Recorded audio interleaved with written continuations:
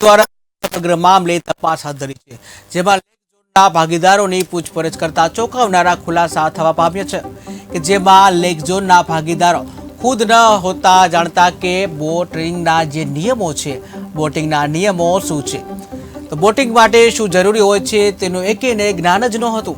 Boating માટે કયા પ્રકારનો સ્ટાફ રાખવો જોઈએ તેની પણ જાણકારી ન હતી, તેમજ જોખમી રાઇડ્સ માટે કેવા નિયમો હોવા જોઈએ તેની પણ જાણકારી નહોતી કે જાણકારી લેવાની તસ્દી પણ લીધી ન હતી. તેમજ બોટિંગ સહિતના તમામ સ્ટાફની ભરતી નિલેશ જૈને કરી હતી. પૈસા બચાવવા લાયકાત વગરના અને બિન અનુભવી સ્ટાફ પસંદ કર્યો હતો. તેમજ સંચાલકોએ જરૂરી લાયસન્સો, વીમો કે રજીસ્ટ્રેશન સુદ્ધા કરાવ્યું નથી.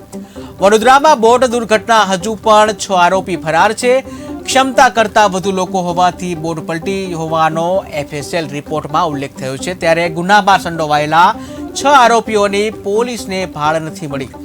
ઘટનાને 15 દિવસથી વધુ થઈ ગયો છે, છતાં તમામ ભાગીદારને પકડવામાં પોલીસને સફળતા નથી મળતી. જોકે SITએ 20 લોકોને આરોપી બનાવ્યા છે. નિલેશ જૈન રાઇડ્સનું સંચાલન કરતો હોવાનો ફરિયાદમાં ઉલ્લેખ છે, તો પરેશ શાહે ખાનગીમાં નિલેશ જૈનને સબ કોન્ટ્રાક્ટ આપ્યો હતો. તો હરણી લેક ઝોન દુર્ઘટના જે છે એના એક બે જે ખુલાસાઓ થઈ રહ્યા છે તેમાં આશ્ચર્યચકિત કરે તેવા ખુલાસાઓ એક પછી એક બહાર આવી રહ્યા છે કે જ્યાં અત્યારે રિમાન્ડમાં જે માહિતી બહાર આવી છે કે જ્યાં હરણી લેક ઝોન દુર્ઘટના બાદ પોલીસની સમગ્ર મામલે તપાસ તેજ કરી, જેમાં હરણી લેક ઝોન જે ભાગીદારોની પૂછપરછ કરતા ચોંકાવનારા ખુલાસાઓ આવ્યા હતા કે જેમાં ભાગીદારો જે હરણી લેક ઝોનના જે ભાગીદારો છે ખુદ પણ જાણતા નહોતા કે બોટિંગના નિયમો શું છે, આખરે બોટિંગ માટે શું જરૂરી હોય છે તેનું એકેને જ્ઞાન નહોતું. બોટિંગ માટે કયા પ્રકારનો સ્ટાફ રાખવો જોઈએ તેની પણ જાણકારી નહોતી, તેમજ જોખમી રાઇડ્સ માટે કેવા નિયમો હોવા જોઈએ તેની પણ જાણકારી ન હતી કે જાણવાની તસ્દી પણ લીધી નહોતી. તેમજ બોટિંગ સહિતના તમામ સ્ટાફની ભરતી જે છે તમામ સ્ટાફની ભરતી બોટિંગની એ નિલેશ જૈને કરી હતી. તો પૈસા બચાવવા લાયકાત વગરનો અને બિન અનુભવી સ્ટાફ પસંદ કર્યો હતો. તેમજ સંચાલકોએ જરૂરી લાયસન્સો, વીમો કે રજીસ્ટ્રેશન સુદ્ધા કરાવ્યા નથી. અને વડોદરામાં બોટ દુર્ઘટનામાં હજુ 6 આરોપી ફરાર છે. ક્ષમતા કરતા વધુ લોકો હોવાથી બોટ પલટી હોવાનો FSL રિપોર્ટમાં ઉલ્લેખ છે. ત્યારે ગુનામાં સંડોવાયેલા 6 આરોપીઓની પોલીસને ભાળ નથી મળી.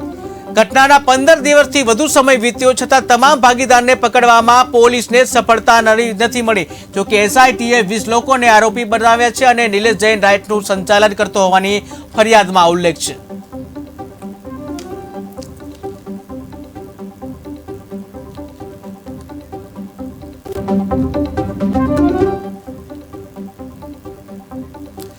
તો હરણી લેક ઝોનમાં જે દુર્ઘટના થઈ એમાં પૂછપરછમાં ચોંકાવનારી વિગતો સામે આવી છે કે જ્યાં સંચાલકોને બોટિંગના નિયમોની ખબર નહોતી કે કેવી રીતે લાયસન્સ કઢાવવું જોઈએ કે રજીસ્ટ્રેશન કરવું જોઈએ કે શું, એના કોઈ નિયમ કે કોઈ નિયમની જાણકારી હતી નહીં અને જાણકારી લેવાની તસ્દી પણ લીધી નહોતી. ત્યારે આજે 15 દિવસથી વધુ સમય થયો છે, છતાં તમામ આરોપીઓ હજી પણ પકડાયા નથી. હજુ પણ 6 આરોપીઓ ફરાર છે.